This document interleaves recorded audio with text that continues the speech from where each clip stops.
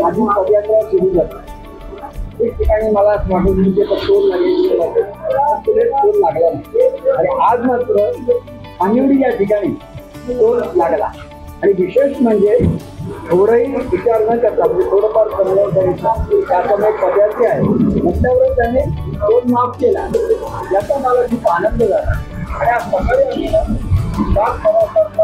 बाबा रामदेव इथून सुरुवात केली चालायला आणि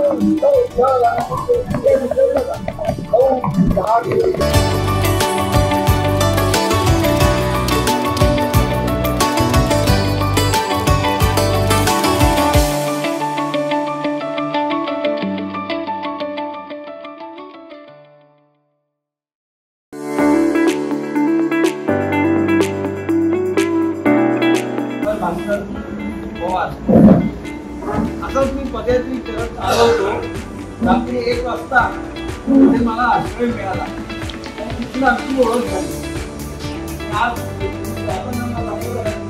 मी आलेलो होतो आज तुम्हाला भेटायला आणि मला खात्री आहे की मला भेटून मला खूप आनंद झाला। कोणीच युद्ध नाहीये, कोणीच युद्ध नाही, प्रत्येकामध्ये जिद्द असायला पाहिजे। आता माझं वय आहे 73, देशासाठी समाजासाठी शेतकरी कामकरी यांच्यासाठी काहीतरी काम करायचं आहे या उद्देशाने मी चालत असतो। आणि मला साधन मिळतात हो की नाही, सगळीकडे मला सोबत मिळते।